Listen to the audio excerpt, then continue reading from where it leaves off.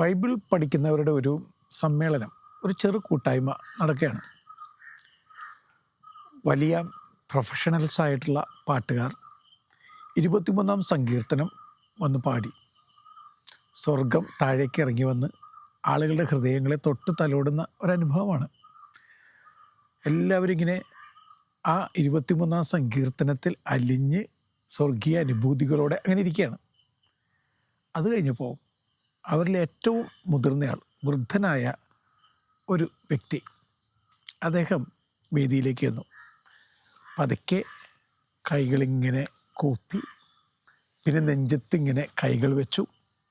എന്നിട്ട് ഈ 23-ാം സങ്കീർത്തനം ചൊല്ലുവാൻ തുടങ്ങി. പരിപരുത്ത സ്വരമാണ്. കർത്താവ് എൻ്റെ ഇടയനാകുന്നു, എനിക്കൊന്നിനും കുറവുണ്ടാവുകയില്ല.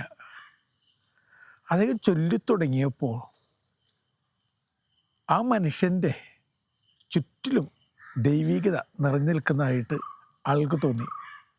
അയാൾ കണ്ണു തുറന്നപ്പോൾ കണ്ണിൽ ഇടയൻ്റെ കണ്ണുകളുടെ ആഴങ്ങൾ, അയാളുടെ വാക്കുകളിൽ ഇടയ ഗീതം മുഴങ്ങുന്നത് പോലെ.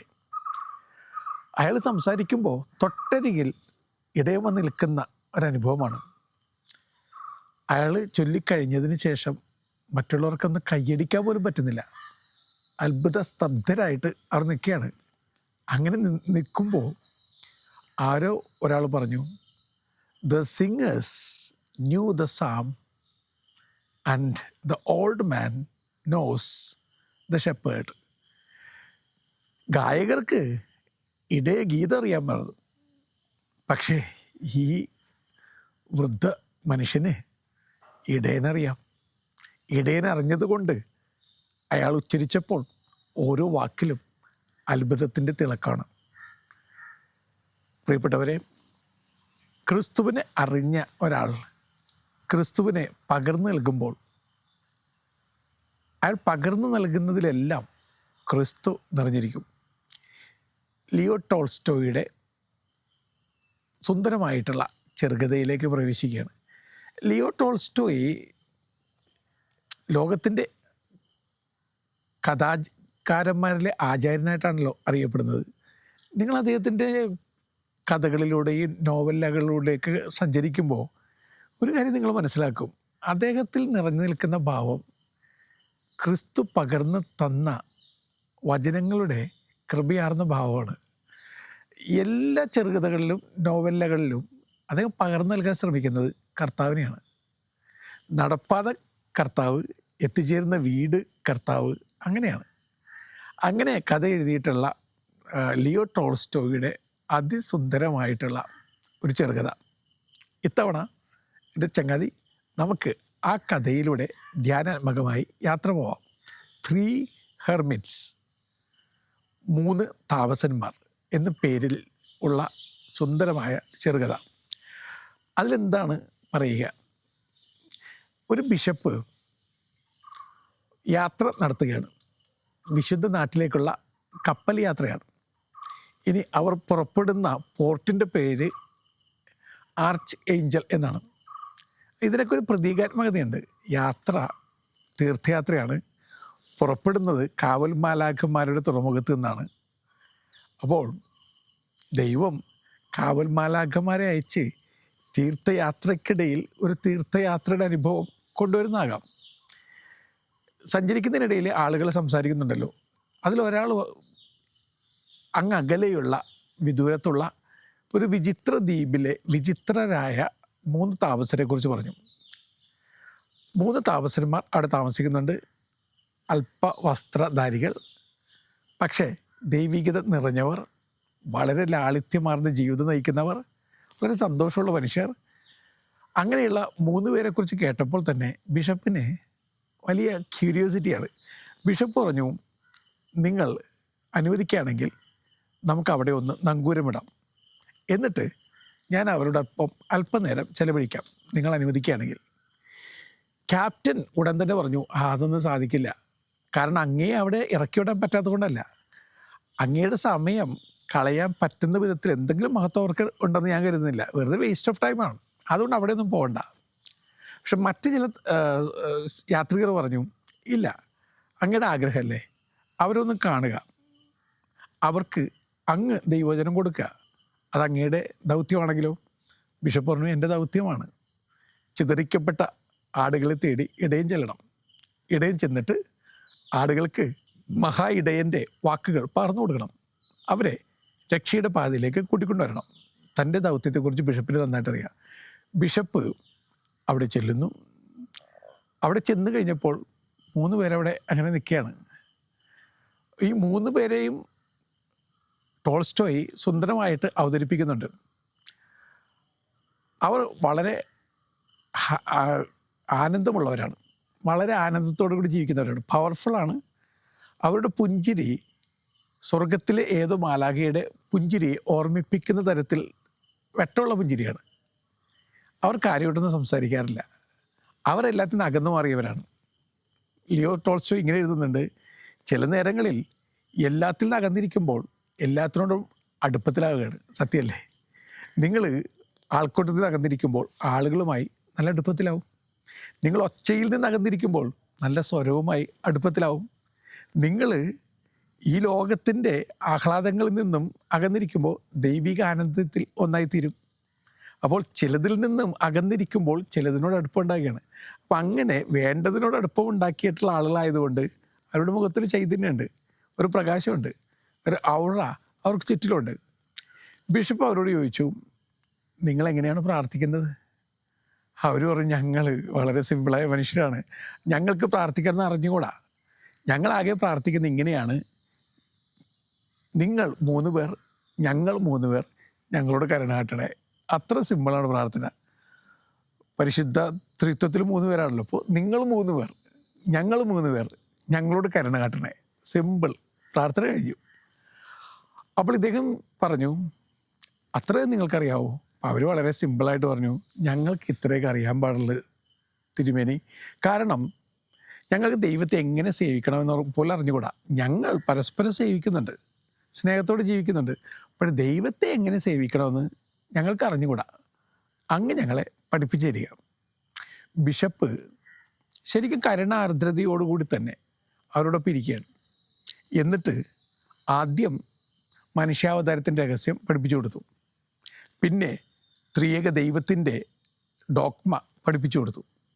അതിനുശേഷം പറഞ്ഞു, ഞാൻ എൻ്റെ പ്രാർത്ഥനകളൊന്നും പഠിപ്പിക്കുന്നില്ല, കർത്താവ് തന്നെ പഠിപ്പിച്ച പ്രാർത്ഥന അത് നിങ്ങളെ ഞാൻ പഠിപ്പിച്ചു തരാം. സ്വർഗസ്ഥനായ ഞങ്ങളുടെ പിതാവേ എന്ന പ്രാർത്ഥന പഠിപ്പിച്ചു കൊടുക്കുന്നു. ഒരു 100 വട്ടമാണ് ഓരോ വരിയും അദ്ദേഹം ആവർത്തിച്ചത്. അതായത് രാവിലെ മുതൽ വൈകുന്നേരം വരെ അവരോടൊപ്പം ചിലവഴിക്കാൻ അദ്ദേഹം സമയം കണ്ടെത്തി. എന്നിട്ട് 100 വട്ടമെങ്കിലും ഓരോ വരിയും ആവർത്തിപ്പിച്ചു. ആ പാഠം, ആ പ്രാർത്ഥന അവർ ഹൃദിസ്ഥമാക്കി എന്ന് ഉറപ്പാക്കിയതിന് ശേഷം ബിഷപ്പ് സന്തോഷത്തോടെ മടങ്ങിപ്പോവുകയാണ്. കപ്പൽ മുന്നോട്ട് പോകുന്നു. അദ്ദേഹത്തിൻ്റെ മനസ്സ് കടൽക്കാറ്റ് പോലെ ശാന്തമായി. അദ്ദേഹത്തിന് സന്തോഷം തോന്നി. വിശാലമായ ആകാശത്തിലേക്ക് നോക്കിയപ്പോൾ തൻ്റെ കടവ് നിർവഹിച്ചതിലുള്ള ആനന്ദം അദ്ദേഹത്തിനുണ്ടായി. അങ്ങനെ അദ്ദേഹം ആകാശം നോക്കിയിരിക്കുമ്പോൾ പെട്ടെന്ന് അകലെ നിന്ന് ഏതോ ഒരു കിളിക്കൂട്ടം വരുന്നത് പോലെ വെട്ടം ഇങ്ങനെ വരുന്നു. 3 പേരിങ്ങനെ കടൽ മാലകളെ മറികടന്ന് കടലിന് മുകളിലൂടെ സഞ്ചരിച്ചുകൊണ്ട് ഓടിപ്പോയി പിന്നാലെ വരികയാണ്. ബിഷപ്പ് അമ്പരന്നു. കുറച്ചുകൂടി കാഴ്ച ക്ലിയർ ആയി കഴിഞ്ഞപ്പോൾ അദ്ദേഹത്തിന് മനസ്സിലായി, ഈ 3 താപസന്മാർ കടലിന് മീതെ ഓടി വരികയാണ്. ഇദ്ദേഹം അമ്പരം നിൽക്കുമ്പോൾ കടലിനടുത്തെത്തി അവർ. എന്നിട്ട് അവർ പറഞ്ഞു, പിതാവേ ക്ഷമിക്കണം, അങ്ങ് ദിവസം മുഴുവൻ നിന്ന് ഞങ്ങളെ പഠിപ്പിച്ചതാണ്.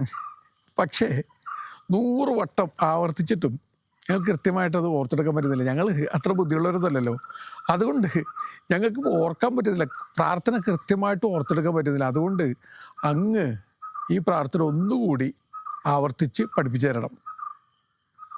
ബിഷപ്പ് അവരുടെ മുമ്പിൽ മുട്ടുകുത്തി സാഷ്ടാംഗം പ്രണമിച്ചു. എന്നിട്ട് പറഞ്ഞു, ദൈവത്തിൻ്റെ മനുഷ്യരെ, ഞാൻ ഇനിയൊരു പ്രാർത്ഥന നിങ്ങളെ പഠിപ്പിക്കേണ്ട ആവശ്യമില്ല. നിങ്ങളെങ്ങനെയാണോ പ്രാർത്ഥിച്ചത് അത് തന്നെ നിങ്ങൾ പ്രാർത്ഥിച്ചാൽ മതി. കാരണം നിങ്ങളുടെ ഹൃദയം എപ്പോഴേ ദൈവത്തിൻ്റെ അടുത്ത് എത്തിക്കഴിഞ്ഞു. അപ്പോൾ നിങ്ങളെ സംബന്ധിച്ചിടത്തോളം വാക്കുകൾക്ക് ഇനി പ്രസക്തിയില്ല. നിങ്ങൾ ദൈവത്തിൻ്റെ ദൂതരാണ്. അതുകൊണ്ടല്ലേ കടലിനെ മീതെ പോലും നടക്കാൻ നിങ്ങൾക്ക് പറ്റുന്നത്. അതുകൊണ്ട് നിങ്ങൾ ആ സിമ്പിൾ പ്രാർത്ഥന തന്നെ ആവർത്തിച്ചാൽ മതി. കഥ അവിടെ തീരുകയാണ്. ഇനി ഈ കഥയിലെ കഥാപാത്രങ്ങളിലേക്കൊന്ന് സഞ്ചരിക്കുക. ഞാൻ പറഞ്ഞില്ലേ, ആദ്യത്തെ വ്യക്തി ബിഷപ്പാണ്. ബിഷപ്പ് അജപാലന ദൗത്യത്തെക്കുറിച്ച് കൃത്യമായ ധാരണയുള്ള ആളാണ്. അതുകൊണ്ട് തന്നെ ഒരു ദിവസം മുഴുവൻ 3 പേർക്ക് വേണ്ടി അദ്ദേഹം ചിലവഴിക്കുകയാണ്. 100 വട്ടമാണ് അദ്ദേഹം സ്വർഗസ്ഥനായ പിതാവ് എന്ന പ്രാർത്ഥനയിലെ ഓരോ വരിയും ചൊല്ലിക്കൊടുത്തത്. ക്ഷമയോടെ കേട്ടിരുന്നു. അവരെ കുറ്റപ്പെടുത്തുന്നില്ല, കുറ്റപ്പെടുത്തുന്നില്ല. ക്യാപ്റ്റൻ അവരെക്കുറിച്ച് മോശം പറയുമ്പോഴും വളരെ ക്ഷമയോടുകൂടി സ്നേഹാർദ്രതയോടുകൂടി അപ്പൻ മക്കളെ എന്ന മട്ടിലാണ് സ്വീകരിക്കുക. അവിടെ യാതൊരു തരത്തിലുള്ള പ്രജുഡീസുകളില്ല, യാതൊരു തരത്തിലുള്ള അധികാരഭാവങ്ങളില്ല. ഒരു സാധാരണ മനുഷ്യനായിട്ടാണ് ബിഷപ്പ് അവിടെ നിൽക്കുക. ഇനി ബിഷപ്പ് അവരെ ഡോക്മയൊക്കെ പഠിപ്പിക്കുന്നു. അത് അദ്ദേഹത്തിൻ്റെ കടമയാണ്. ഒരു സത്യസനാതന ധർമ്മങ്ങൾ അത് പഠിപ്പിച്ചു കൊടുക്കേണ്ടത് അദ്ദേഹത്തിൻ്റെ കടമയാണ്. അതും അദ്ദേഹം അവർക്ക് ചെയ്തു കൊടുക്കുന്നുണ്ട്. പിന്നെ അദ്ദേഹം പഠിപ്പിക്കുന്ന പ്രാർത്ഥന, സ്വർഗസ്ഥനായ ഞങ്ങളുടെ പിതാവ് എന്ന പ്രാർത്ഥന, ആ പ്രാർത്ഥന തീർച്ചയായിട്ടും പഠിപ്പിക്കപ്പെടേണ്ട പ്രാർത്ഥനയാണല്ലോ. ഇക്കൂട്ടത്തിൽ ആ സ്വർഗസ്ഥനായ ഞങ്ങളുടെ പിതാവ് എന്ന പ്രാർത്ഥനയെക്കുറിച്ച് കൂടി ചെറു ചിന്ത മനസ്സിലേക്കൊന്ന് കൊണ്ടുവരിക എൻ്റെ പ്രിയപ്പെട്ട ചങ്ങാതി. സ്വർഗസ്ഥനായ പിതാവ് കർത്താവ് പഠിപ്പിച്ച പ്രാർത്ഥന ലോകത്ത് ഏറ്റവും അധികം ആളുകൾ ഏറ്റവും അധികം പ്രാവശ്യം ഓരോ ദിവസവും ഉച്ചരിക്കുന്ന ചൊല്ലുന്ന പ്രാർത്ഥന ഏതാണെന്ന് ചോദിച്ചാൽ ഉത്തരം വളരെ ലളിതമാണ്, വ്യക്തമാണ്. സ്വർഗസ്ഥനായ ഞങ്ങളുടെ പിതാവേ എന്ന ആ ചെറു പ്രാർത്ഥനയാണ്. അരമായിക്കിൽ ക്രിസ്തു പഠിപ്പിച്ച ആ പ്രാർത്ഥനയിൽ അബൂൺ എന്നാണ് ദൈവത്തെ വിളിക്കുക. അബൂൺ എന്ന പദം നിങ്ങൾ എടുത്തു നോക്കുക. അബ്ബ എന്നൊരു പദവും ഊൺ എന്ന പദവും ചേരുകയാണ്. ഊൺ എന്ന പദത്തിൻ്റെ അർത്ഥം ഗർഭപാത്രം എന്നാണ്. അബ്ബ എന്നാൽ അപ്പൻ എന്നർത്ഥം. നിങ്ങളൊന്ന് ചിന്തിച്ച് വെക്കുക. അപ്പ എന്ന് ദൈവത്തെ വിളിക്കുമ്പോൾ അതിൽ പിതൃഭാവവും മാതൃഭാവവും ഒരുമിച്ച് ചേരുകയാണ്. ദൈവം അങ്ങനെയാണല്ലോ. അപ്പം ഗർഭപാത്രം സൂചിപ്പിക്കുന്ന മാതൃഭാവം, ഓൾമൈറ്റി ഗോഡ് സൂചിപ്പിക്കപ്പെടുന്ന പിതൃഭാവം, രണ്ടും കൂടി ചേരുകയാണ്. അപ്പോൾ ഓർത്തേക്ക്, നിങ്ങൾ ഈ സ്വർഗസ്ഥനായ പിതാവ് എന്ന പ്രാർത്ഥനയൊക്കെ ചെല്ലുമ്പോൾ എൻ്റെ അപ്പ, എൻ്റെ അമ്മേ എന്ന മട്ടിലാണ് ദൈവത്തെ നമ്മൾ വിളിക്കുക. ഇനി ആ പ്രാർത്ഥനയിലൂടെ നിങ്ങൾ കടന്നു പോകണം. നമ്മളെല്ലാ ദിവസവും എത്ര പ്രാവശ്യം ചെല്ലുന്നത്? വല്ല ബോധത്തോടെയാണ് ചെല്ലുന്നത്. ബോധമില്ലാതെയും ബോധ്യമില്ലാതെയും ചെല്ലുന്നത് കൊണ്ട് സ്വർഗത്തോളം ഉയരുന്ന അനുഭവം നമുക്കില്ല. ഈ 3 താപസർക്ക് ഉണ്ടാകുന്ന പോലെ സ്വർഗീയമായ ചൈതന്യം വമിപ്പിക്കുന്ന ആ ഒരു അവസ്ഥാന്തരത്തിലേക്കൊന്നും നമ്മൾ വളർന്നിട്ടില്ല. ഇവിടെ ഈ സ്വർഗസ്ഥനായ പിതാവ് എന്ന പ്രാർത്ഥന ചെല്ലുമ്പോൾ നിങ്ങളൊരു കാര്യം ശ്രദ്ധിച്ചിട്ടുണ്ട്. അഹന്തയുള്ളവർക്ക് ആ പ്രാർത്ഥന ചൊല്ലാൻ പറ്റില്ല. കാരണം ഞാൻ, എൻ്റെ എന്നുള്ള പ്രയോഗങ്ങൾ അതിനകത്തില്ല. അങ്ങയുടെ നാമം, അങ്ങയുടെ രാജ്യം, അങ്ങയുടെ തിരുവുള്ളം എല്ലാം അങ്ങയുടേതാണ്. ഞങ്ങൾക്കുള്ള ആഹാരം, ഇനി ഒരു വർഷക്കാലം മുഴുവനുള്ള ആഹാരം തരണമെന്നല്ല, ഇപ്പോഴുള്ള ആഹാരം തരണം ഞങ്ങൾക്ക്, എനിക്കല്ല. അപ്പോൾ ഈ ഞാൻ എന്ന ഭാവം, എൻ്റെ എന്ന ഭാവം, എനിക്ക് എന്ന ഭാവം, അങ്ങനെയുള്ളൊരാൾക്ക് സ്വർഗസ്ഥനായ ഞങ്ങളുടെ പിതാവ് എന്ന പ്രാർത്ഥന ചൊല്ലാനേ പറ്റില്ല. അങ്ങനെയാണെങ്കിൽ എൻ്റെ പ്രിയപ്പെട്ട ചങ്ങാതി, വെറുതെ ഒരു നിമിഷം ഒന്ന് എന്നെ കേൾക്കുക. സ്വർഗസ്ഥനായ പിതാവ് എന്ന പ്രാർത്ഥന എനിക്കെല്ലാം പറ്റുമോ? നിങ്ങൾക്കെല്ലാം പറ്റുമോ? നമ്മളുടെയൊക്കെ വീട് ഈശോ വീടൊന്നും അല്ലല്ലോ, ഈഗോ വീടല്ലേ. അപ്പോൾ ഈഗോ വീട്ടിൽ നിറഞ്ഞു നിൽക്കുന്നത് സ്വർഗസ്ഥനായ പിതാവ് എന്ന പ്രാർത്ഥന എന്നല്ല. എൻ്റെ രാജ്യം വരണം, എൻ്റെ നാമം പൂജിതമാക്കപ്പെടണം, എൻ്റെ ഇഷ്ടം നിറവേറണം, എൻ്റെ ജ്ഞാന പ്രത്യക്ഷനാവുമ്പോഴാണ് ദൈവം പ്രത്യക്ഷനാവുക. ഇനി ഇതിലെ ക്യാപ്റ്റൻ എന്ന കഥാപാത്രത്തെ ഒന്ന് പരിചയപ്പെടുക. ക്യാപ്റ്റൻ നമ്മുടെയൊക്കെ പ്രതീകമാണ്, മുൻവിധിയാണ് നിറച്ച്. അതയാൾ പറയുന്നത് വെറും ഒന്നുമല്ലാത്ത ഒരറിവുമില്ലാത്ത വിഡ്ഢിക്കൂട്ടങ്ങളാണ് അവിടെയുള്ളത്. അവരുടെ അടുത്തേക്ക് ബിഷപ്പ് പോകരുത്. പിന്നെ അയാൾ പറയാണ്, ഈ കടലിലൊക്കെ കാണുന്ന വിലകെട്ട മീനുകളെ പോലെയാണ് അവർ. അടുത്ത് ചെന്ന് കഴിഞ്ഞാൽ മണക്കും. അങ്ങനെയൊന്നും ചെയ്യേണ്ട ആവശ്യമൊന്നുമില്ല അവരുടെ അടുത്തേക്ക്. വീണ്ടും അയാൾ പറയുകയാണ്, അങ്ങയുടെ സമയം വളരെ വിലപ്പെട്ടതാണ്, ഈ വിലയില്ലാത്ത മനുഷ്യർക്ക് വേണ്ടി സമയം പാഴാക്കരുത്. ഇനി നമുക്ക് ഈ ക്യാപ്റ്റൻ്റെ നല്ല സാദൃശ്യമുണ്ട് ഇല്ലേ? ആലോചിച്ച് നോക്കുക. നമുക്കെപ്പോഴും വാഴുന്നവരെക്കുറിച്ച് വാഴ്ത്തുപാട്ട് പാടാൻ താല്പര്യമാണ്. വീഴുന്നവരെക്കുറിച്ച്, ചെറിയവരെക്കുറിച്ച് സ്നേഹത്തോടെ സംസാരിക്കുമ്പോൾ നമുക്ക് താല്പര്യമില്ല. വാഴുന്നവരോടൊപ്പം നിൽക്കും, കാരണം നമ്മളും വാഴ്ത്തപ്പെടും. വീഴുന്നവരോടൊപ്പം നിൽക്കില്ല, നമ്മളും വീഴ്ത്തപ്പെടും. അതുകൊണ്ട് തന്നെ എമേഴ്സൺ പണ്ട് എഴുതിയിട്ടുണ്ട്, a great man shows his greatness by the way he deals with little men. വലിയൊരാൾ വലിപ്പം കാട്ടുന്നത് ചെറിയ ആളുകൾക്ക് വലിപ്പം കൊടുത്തുകൊണ്ടാണ്. അപ്പോൾ ക്യാപ്റ്റൻ അങ്ങനെ വലിപ്പം കൊടുക്കാനും തയ്യാറല്ല. ബിഷപ്പ് കൊടുക്കുന്നുണ്ട്, മറ്റ് യാത്രികരും കൊടുക്കുന്നുണ്ട്. പക്ഷേ ക്യാപ്റ്റൻ അങ്ങനെ വലിപ്പം കൊടുക്കാൻ പറ്റില്ല. ഇനി ഒരു ചോദ്യം ചോദിക്കണം. കഥയൊക്കെ വായിക്കുമ്പോൾ ഉള്ളിലേക്ക് നോക്കണം. മറ്റുള്ളവർക്ക് വലിപ്പം കൊടുക്കുന്ന വിധത്തിലുള്ള വലിപ്പം എനിക്കുണ്ടോ? അതോ എപ്പോഴും കൊച്ചാക്കുന്ന ആളാണ്?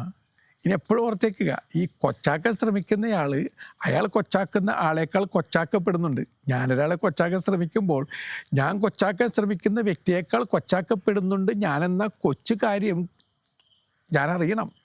ആ കൊച്ചു കാര്യമൊന്നുമല്ല, അതറിഞ്ഞിരിക്കണം. അപ്പോൾ സ്വയം ഒന്ന് ചോദിക്കുക. അടുത്ത കഥാപാത്രം ഈ 3 വ്യക്തികൾ തന്നെയാണ്. ഈ 3 വ്യക്തികളുടെ പ്രത്യേകത എന്താണ്? അവരെക്കുറിച്ച് നോവലിസ്റ്റ് എഴുതുന്നത് അവരിങ്ങനെ കാറ്റത്ത് പറക്കുന്ന പട്ടം പോലെയാണ്. അത് കാറ്റ് ദൈവത്തിൻ്റെ കാറ്റാണ്, ആകാശം ദൈവത്തിൻ്റെ ആകാശമാണ്. ദൈവത്തിൻ്റെ ആകാശത്ത് ദൈവത്തിൻ്റെ കാറ്റിൽ പട്ടം പോലെ പറന്നുകൊണ്ടിരിക്കുകയാണ്. അവിടെ ദൈവം മാത്രമാണ് അവരെ നിയന്ത്രിക്കുന്നത്. ദൈവത്തിൽ തുടങ്ങി ദൈവത്തിലേക്ക് പറന്നുകൊണ്ടിരിക്കുന്ന ആളുകൾ. അപ്പോൾ അവർക്ക് വാക്കുകൾക്കപ്പുറത്തെ ജീവിതത്തിൻ്റെ ആഴമുണ്ട്, കനമുണ്ട്. ആ കനവും ആഴം അവർക്കുള്ളത് കൊണ്ട് അവരുടെ ഓരോ വാക്കും ദൈവത്തിലേക്ക് എത്തിച്ചേരുകയാണ്. മത്തായിയുടെ സുവിശേഷത്തിൽ സ്വർഗസ്ഥനായ ഞങ്ങളുടെ പിതാവേ എന്ന പ്രാർത്ഥന കർത്താവ് ശിഷ്യരെ പഠിപ്പിക്കുന്നതിന് മുമ്പ് എഴുതപ്പെട്ട കാര്യങ്ങൾ എങ്ങനെയാണ്? നിങ്ങൾ അതിഭാഷണം കൊണ്ട് ദൈവത്തെ തൃപ്തിപ്പെടുത്താൻ ആഗ്രഹിക്കുന്നെങ്കിൽ അത് തെറ്റാണ്. അതിഭാഷണം കൊണ്ട് ദൈവത്തെ നിങ്ങൾ തൃപ്തിപ്പെടുത്തുന്നില്ല. എന്നെ കേൾക്കുന്ന പ്രിയപ്പെട്ട ചങ്ങാതി, വെറുതെ ഒന്ന് നെഞ്ചത്ത് കൈവച്ചിട്ട് സ്വയം ഒന്ന് ചിന്തിച്ചു നോക്കുക. നമ്മുടെ പ്രാർത്ഥന പലപ്പോഴും അതിഭാഷണമല്ലേ? ഇങ്ങനെ പറഞ്ഞുകൊണ്ടിരിക്കുകയാണ്. കർത്താവിനെ കേൾക്കാൻ നേരമില്ല, സഹോദരൻ കേൾക്കാൻ നേരമില്ല. കർത്താവിനോട് പലതിങ്ങനെ പറഞ്ഞുകൊണ്ടിരിക്കുകയാണ്. അതിഭാഷണങ്ങളാണ്. ഇനി ചില നേരങ്ങളിൽ നമ്മൾ പ്രാർത്ഥനാ വരം കിട്ടിയെന്ന് പറഞ്ഞുകൊണ്ട് ആളുകളുടെ മുമ്പിൽ ഷോ നടത്തിക്കൊണ്ടിരിക്കുകയാണ്. വലിയ ഷോയാണ്. ഭക്തിയുടെ ഷോ, വിനയത്തിൻ്റെ ഷോ, സ്നേഹത്തിൻ്റെ ഷോ, മൊത്തം ഷോ നടത്തിക്കൊണ്ടിരിക്കുന്നതിനിടയിൽ എന്നാണ് ബെസ്റ്റ് ആക്ടർ അവാർഡ് കിട്ടുക എന്നുള്ള ചോദ്യമാണ് മറ്റുള്ളവർക്ക് വരിക. എൻ്റെ പ്രിയപ്പെട്ട ചങ്ങാതി, പ്രാർത്ഥനയുടെ കാര്യത്തിൽ നിങ്ങൾക്ക് ബെസ്റ്റ് ആക്ടർ അവാർഡൊന്നും കിട്ടേണ്ട ആവശ്യമൊന്നുമില്ല. കർത്താവിൻ്റെ മുമ്പിൽ വിനയാന്വിതരായി ഹൃദയം തുറക്കാൻ സാധിക്കണം. ഇനി ആ ഹൃദയത്തിൽ മറ്റുള്ളവരെ സ്വീകരിക്കാൻ സാധിക്കണം. അത്രയൊക്കെ ഉള്ളൂ. ജീവിതം അത്രയ്ക്ക് ലളിതമാണ്. പണ്ടത്തെ തൽമൂദിലെ ഒരു നുറുങ്ങ കഥയിൽ പാവപ്പെട്ടൊരു മനുഷ്യൻ എങ്ങനെയാണ് പ്രാർത്ഥിക്കുക എന്ന് റബ്ബിയോട് ചോദിക്കുന്നുണ്ട്. അപ്പോൾ റബ്ബി ചോദിച്ചു, ഇത്രയും നാൾ നീ എങ്ങനെയാണ് പ്രാർത്ഥിച്ചിരുന്നത്? ഞാൻ അറിവില്ലാത്ത ആളായതുകൊണ്ട് അക്ഷരമാല എനിക്കറിയാം, അതിങ്ങനെ ആവർത്തിച്ച് ഞാൻ പ്രാർത്ഥനയാക്കി മാറ്റിയിരിക്കുകയാണ്. അപ്പോൾ റബ്ബി പറഞ്ഞു, ആ അക്ഷരമാലയിൽ യഹോവ നിറഞ്ഞു നിന്നിരുന്നു. കാരണം അത്രയ്ക്ക് ആത്മാർത്ഥതയോടുകൂടിയാണ് നീ അക്ഷരമാല തമ്പുരാൻ്റെ മുമ്പിൽ അവതരിപ്പിച്ചത്. അത് ഏറ്റവും സുന്ദരമായ പ്രാർത്ഥനയായി മാറി. കാരണം അക്ഷരമാലയിൽ ഹൃദയത്തിൻ്റെ അലിവും അറിവും നിറഞ്ഞു നിന്നിരുന്നു. പ്രിയപ്പെട്ട ചങ്ങാതി, നമുക്ക് ഈ പുസ്തകം അടച്ചു വെച്ച് ജീവിതത്തിലേക്ക് വീണ്ടും യാത്ര നടത്താം. എന്നിട്ട് നമ്മോട് തന്നെ ചോദിക്കാം, ഞാനെങ്ങനെയാണ് പ്രാർത്ഥിക്കുക? എൻ്റെ ജീവിതം നീണ്ടു നിൽക്കുന്ന പ്രാർത്ഥനയായിട്ട് മാറിയിട്ടുണ്ടോ? ആ ചോദ്യത്തിന് ഉത്തരം കണ്ടെത്താം. വഴി നടന്നലഞ്ഞപ്പോൾ, വഴി വിളക്കണഞ്ഞപ്പോൾ, വഴിയിൽ വെളിച്ചമായി തെളിഞ്ഞവൻ നീ. കര കാണാ കടലിലെ അലകളിൽ താഴവേ കരമേകാൻ വന്നതും നീയൊരുവൻ. വഴി നടന്നലഞ്ഞപ്പോൾ, വഴി വിളക്കണഞ്ഞപ്പോൾ, വഴിയിൽ വെളിച്ചമായി തെളിഞ്ഞവൻ നീ.